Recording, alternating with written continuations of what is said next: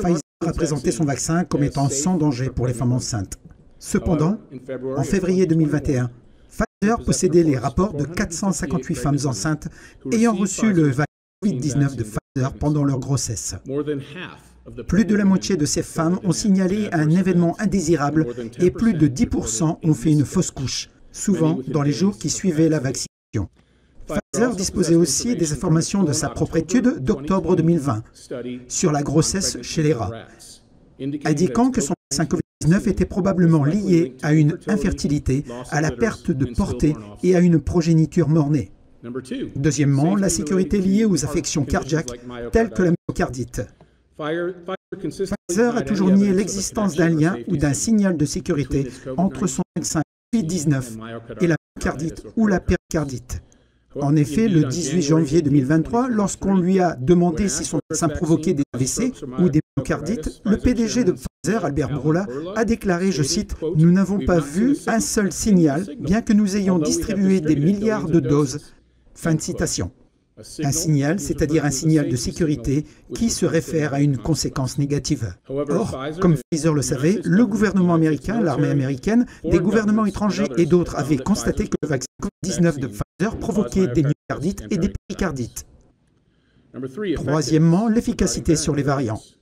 Pfizer a par ailleurs affirmé que son vaccin COVID-19 protégeait contre les variants du COVID-19, alors que les données disponibles à l'époque montraient que le vaccin Pfizer était efficace moins d'une fois sur deux contre ces variants.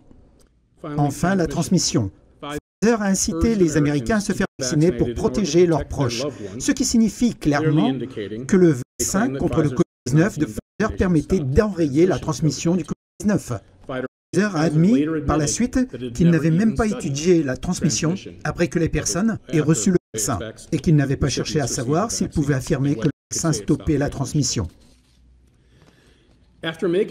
Après ces déclarations trompeuses, Pfizer s'est livré à des tentatives de censure.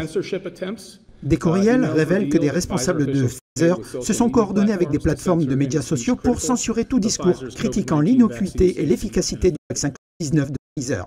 Il convient aussi de noter que Pfizer a choisi de ne pas participer au programme de développement de vaccins du gouvernement fédéral, connu sous le nom d'Opération Warp Speed, et a refusé le financement de ce projet. Interrogé à ce sujet, le PDG de Pfizer, Albert Bourla, a déclaré que Pfizer n'avait pas participé à ce programme afin de libérer, je cite, « les scientifiques de Pfizer et d'éviter le contrôle du gouvernement sur le développement de ces vaccins ».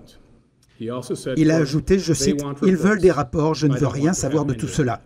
Fin de citation. Quand il a dit « il faisait référence au gouvernement fédéral. Les déclarations trompeuses de Pfizer ont contribué au succès de la commercialisation de son vaccin au Kansas. En février 2024, Pfizer avait livré plus de 3,3 millions de doses de son vaccin dans l'État du Kansas.